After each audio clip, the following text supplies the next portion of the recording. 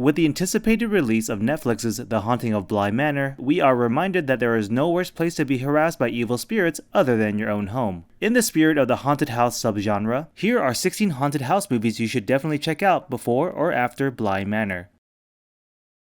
Director Gerard Johnstone took inspiration from the spooky New Zealand comedy from both Ghostbusters and The Haunting, and the result is a confident new take on the genre. The film focuses on a troubled teenager named Kylie who is sentenced to house arrest in a haunted house. Starring Morgana O'Reilly as Kylie and Rima Tiawata as her domineering mother, the duo provides plenty of laughs, while Johnstone delivers on the atmosphere and spooky scares.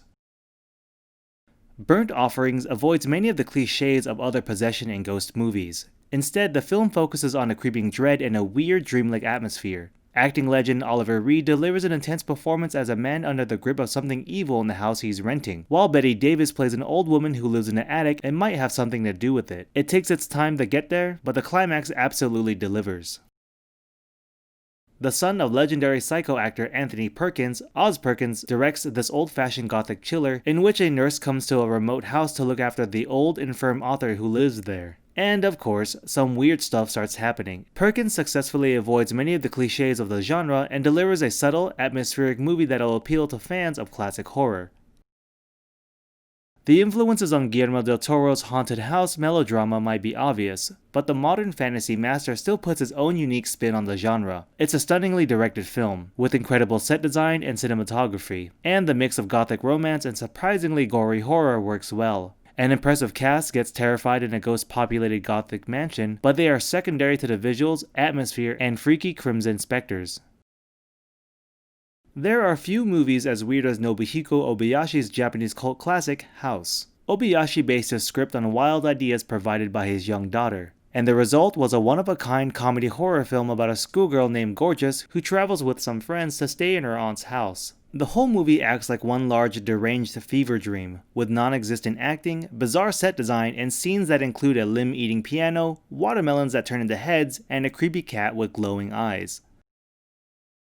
The Conjuring plays out like a horror greatest hits package, but while there may not be anything original going on, it's still skillfully handled by director James Wan. It blends the haunted house movie with the possession film, in which the spirits of an evil witch torments unlucky homeowners Roger and Carolyn Perrin. The film is one of the most successful scary movies of the past decade, inspiring a whole connected horror universe.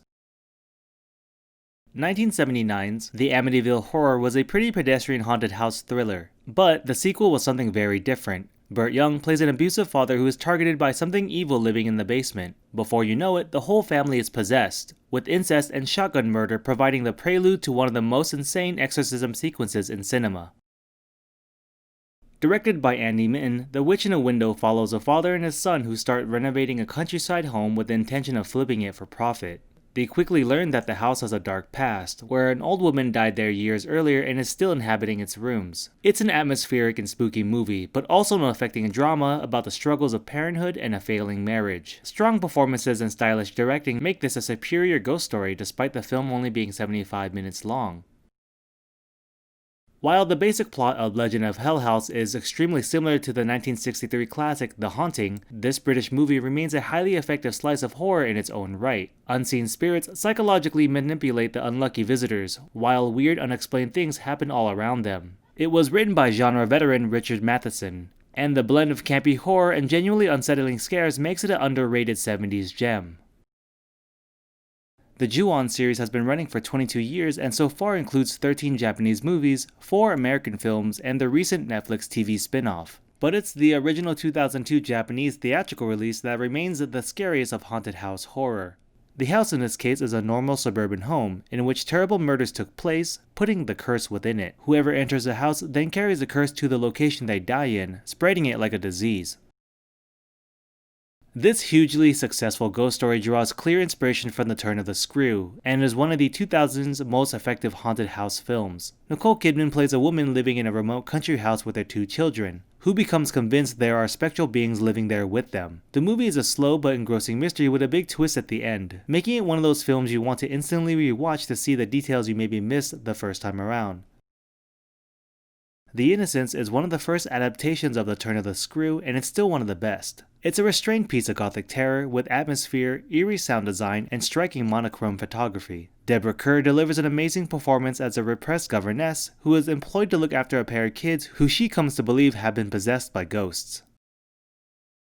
George C. Scott stars as a grieving father who moves into a haunted house in the super creepy chiller. The Changeling is old-fashioned in the best sense of the term, taking its time to set up the story and ensuring that the audience is fully invested in the characters before delivering the scary goods. Director Peter Medak is a master at evoking maximum chills from minimal props. Who would have thought that a bouncing rubber ball or a wheelchair could be so scary? Paranormal Activity only cost $15,000 to produce and yet grossed $193 million worldwide, spawning a hugely successful franchise. It had an incredibly simple setup. A young couple sets up cameras around their new house in order to record the supernatural evil that is tormenting them at night. The movie generates incredible tension by making the audience wait for minutes on end, before delivering some expertly crafted scares. Much has been speculated over the years about whether Poltergeist writer-producer Steven Spielberg left Tobe Hooper alone to direct, or whether Spielberg was really the director in all but title. Either way, the result was a brilliant melding of both filmmakers' styles, with Hooper's skills as a horror director balanced by Spielberg's love of magical fantasy and family stories set in suburban America. It's impossible not to root for the Freeling family as they fight evil spirits in their house and try to rescue their daughter who's been taken hostage by spectral invaders. The first screen adaptation of The Haunting of Hill House remains one of the greatest haunted house movies of all time. It set the template for the genre and is still a remarkably effective movie all these years later. Part of this is due to director Robert Wise's inventive filmmaking. The sets were all built with visible ceilings to provide a claustrophobic feeling. And Wise also used a new wide-angle camera that caused the image to distort. Combined with clever visual effects, fractured editing, and strong performances, the result was an all-time horror classic. What are your favorite haunted house movies? Let us know down below and stay glued to GameSpot Universe for more horror videos.